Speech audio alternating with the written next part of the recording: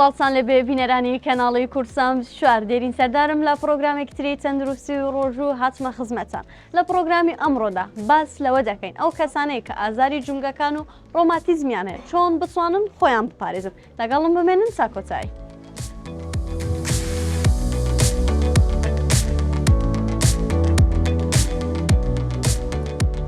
سڵاوت لێبێ دکتۆر باشی زۆر سپاس سەلامەت بی زۆر سپاس بێت. تۆر پێکەوە بچین باس لە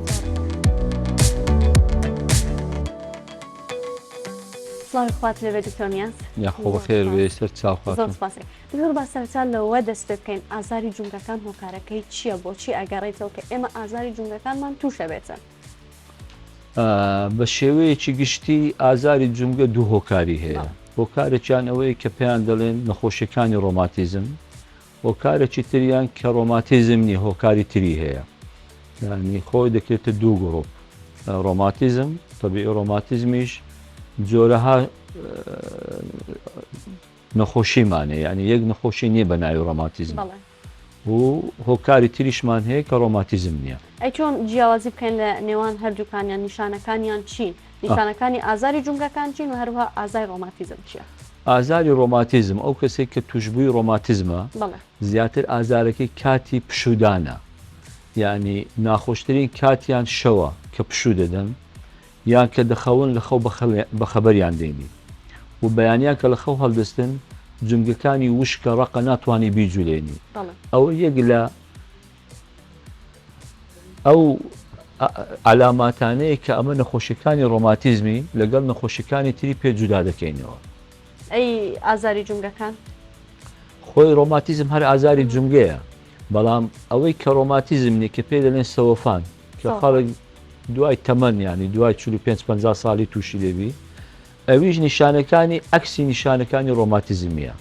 ئەو کەسەی توشبووی سەوەفانە زیاتر بەڕێکردن و بەماندووبوون ئازاری دەبی کە ئیسراحەتی کرد ئازارەکەی نامینێ، بەڵام ڕۆماتیزم پێچەوانەیە کە دەجوولێ ئازارەکەی کەم دەبی یان نامینێ کە پشوو دەدا ئازارەکەی بۆ دروست دەبی یان شەو نالی نەخۆشەکە بخەوێ یان کەنووس لە خەو بەخەبەری دێنی و بەیانیان کە لە خەو هەڵدەستی جومگەکەی وشکە، بەڵام سەوەفان وانە، ینی پێچەوانەی ڕۆماتیزمیە. دکتۆر قسەیەکی باو هەیە لەناو ئێمەجا ئەڵێن ئەو کەسانەی کە نەخۆشی ڕۆماتیزمان هەیە پێویستە لە کەشی سار بە دوور بن. تۆ وەکو پسپۆر و دکتۆرێک لەم بوارەدا ئەمە تا چەند ڕاستە؟ خۆی ئەوەی لە ڕاستیدا ڕۆماتیزم هەتا ئێستا هۆکاری دروستبوونی ڕۆماتیزم زانست نەیزانی هۆکارەکەی چیە و ڕۆماتیزمیش جۆری زۆرن، هیچی زیاتر لە 300 جۆر ڕۆماتیزممان هەیە، بەڵام هەندێک هۆکار هەیە زیادی دەکا. مەسەلەن ئەمە نەخۆشی کە ڕۆماتیزمی هەیە دەڵێن هەتا دانیشی و نەجوولێتەوە خراپتر دەبی، بەڵام هەتا ماندووشبی خراپتر دەبی. کەشی شێدار و سەرما زیادی دەکا، بەڵام هۆکار نیە لە بۆ دروستبوونی. جگەرە کێشان یەک لە هۆکارەکانە، یعنی بەڵام هۆکاری ڕئیسی هەتا ئێستا زانست نەگەیشتوتە ئەوەی کە بزانی هۆکاری سەرەکی دروستبوونی ڕۆماتیزم چییە. زۆرجا بەدەم قسەکردنەوە بچینە ناو خەڵکیش هەندێک پرسیاری تر بکەین و درێژە بە بابەتەکەمان. تەمام.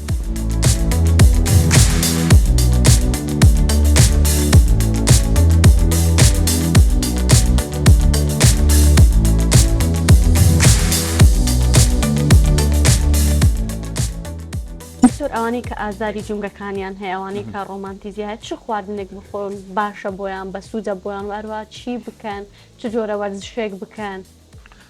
وەکو ئەوانەی کە توشبووی ڕۆماتیزمینە ئەمە عادەتەن ڕێنماییان دەکەین کە جوولەیان هەبی کە وەرزش بکەن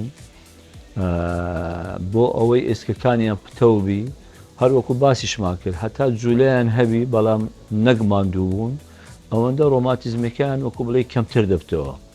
وەکو خواردنیش ئەو خواردنانەی کە بە سوودن بۆ بەهێزکردنی ئێسک، مەسەلەن هێلکە، ماسی، زەیتون، میوە، شیر، ماست، پەنیر، ئەمە زیاتر دەڵێن ئەوانە بەکاربێنن بۆ ئەوەی ئێسکەکانیان پتەوە بیتن. باشە دکتۆر، لە مانگی ڕەمەزاندا ئەو کەسانێک کە ڕۆمانتیزیان هەیە و بە ڕۆژوو دەبن چ نیشانەیەک تیادا ڕوودا ئەبێ ڕۆژەکەیان بشکێنن؟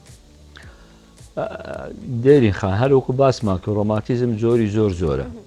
هەندێک لەو ڕۆماتیزمانە وەکو کە پێیان دەڵێن گورگە سوورە ئەمە عادەتەن پێیان دەڵێن کە بە ڕۆژوو نەبن باشە بۆچی هۆکارەکە لەبەرەوەی گورگە سوورە عادەتەن تاسیر لە گورچیلەکان دەکەن ئەو نەخۆشە یەک پێویستە دەرمانەکان لە کاتی خۆی بەکاربیێنی دووەم پێویستە ئاو زۆر بخواتەوە بۆیە ئەمە هەتا بکرێ ئەوانەی کە گورگە سووران هەیە و گورگە سوورەکان لە مەرحەلەکی متەقدیمە مەسەلەن پێیان دەڵێن بە ڕۆژوو نەبن باشترە بەڵام ئەوانی تر پێیان دەڵێن کە بە ڕۆژوو بن ئاساییە و دەرمانەکانیان ڕێک دەخن مەسەلەن ئەوەی کە نێوڕۆ بەکاری دێنی دەڵێن کاتی بەربانگ بەکاری بینە یعنی زۆر کێشەی وان نابی لەگەڵ دەتوانم بە شێوەیەکی تەندروست بە ڕۆژوو دەتوانم بڵێ پشت کۆتە ئامۆژگاری چیە بێت بە ئەوانەی کە ئازاری جومگیان هەیەەوە ڕۆمانتیزیان هەیە پێویستە چی بکەن ئامۆژگاریمان بۆ ئەوانەی کە نەخۆشی ڕۆماتیزمیان هەیە ڕۆماتیزم درێژخایانە یعنی ئەمە پێیان دەڵێن دەبێت دەرمان بەکاربینن